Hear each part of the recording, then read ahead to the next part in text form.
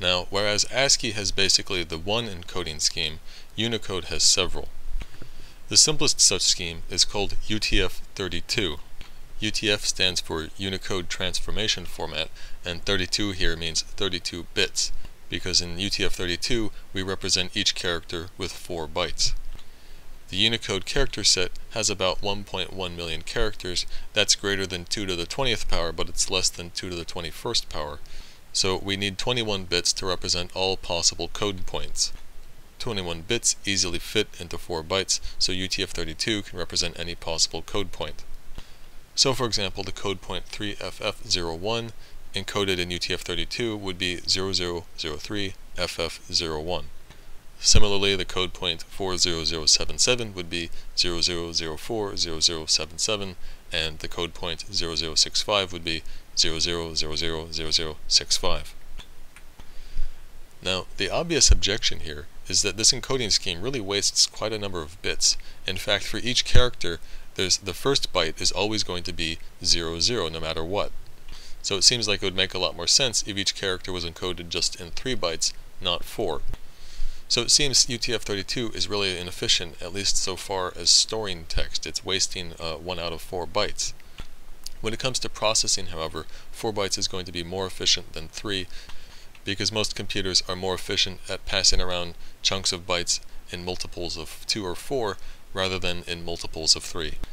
And as for the concern of wasted storage space, well, if you take text that's encoded in UTF-32 and you compress it, you're going to get a really nice compression, because those bits, which are always 0, form a nice, easy to recognize pattern that is easy to compress out.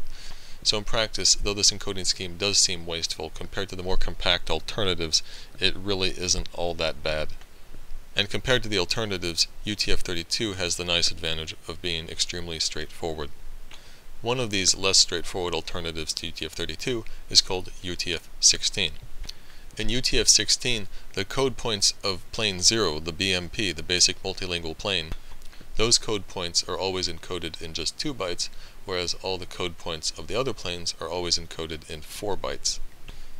So, for example, the code point 0065, that's part of the BMP, and so it's encoded in 2 bytes, first hex 00 and then hex 65. Likewise, the code point F10F is in the BMP, and so it's encoded as 2 bytes F10F.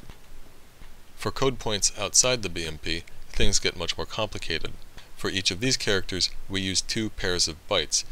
The first pair always starts with the bits 110110, whereas the second pair of bits always start with 110111. Then, in the first pair, the next 4 bits, here shown in green, are used to represent the plane. Remember, there are 17 planes, but in this case we only need to represent planes 1 through 16.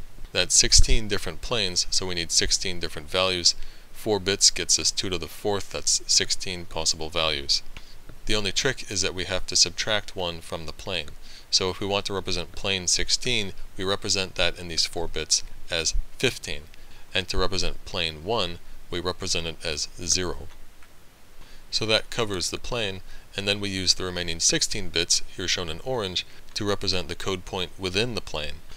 So, for example, to represent the code point 3F010, well, that's not on the BMP, so we need 4 bytes.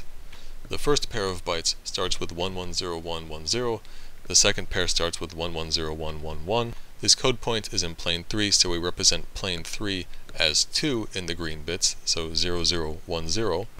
And then the code point within the plane is F010, and so we write that in the remaining orange bits starting in the first pair. So F is 1111, 0 is 0000, 1 is 0001, and finally 0 is 0000.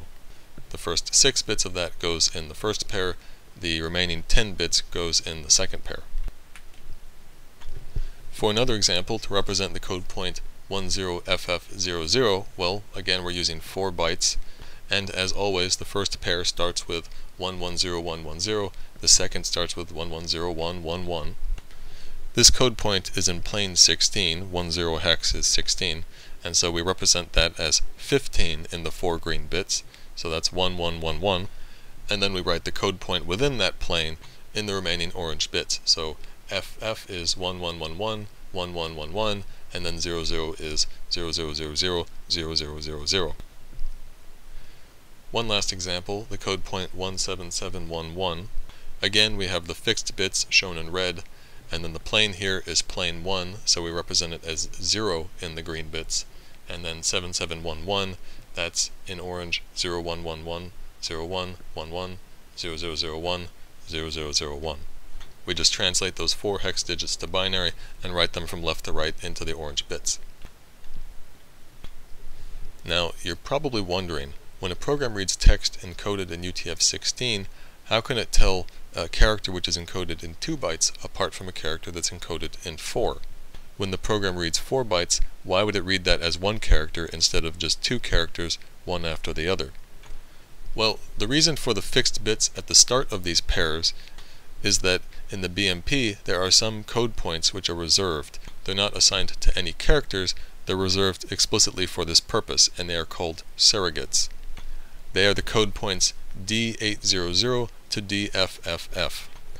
Because in a 4-byte character the first pair always begins with 110110, those 2 bytes in hex will always be in the range of D800 to DBFF, and the second 2 bytes in a 4-byte character will always be in the range of DC00 to DFFF. So consequently, a program reading UTF-16 text can always tell when a pair of bytes is part of a larger 4-byte character rather than something meant to be its own character, because, for example, D8BC isn't a valid character code point, it's a surrogate code point. So, because UTF-16 allows us to use just 2 bytes per character in the BMP, it tends to be much more space efficient for most text compared to UTF-32. In fact, UTF-16 is the favored encoding on the Windows platform, the Windows operating system itself, and most programs written that run on Windows, they tend to favor UTF-16.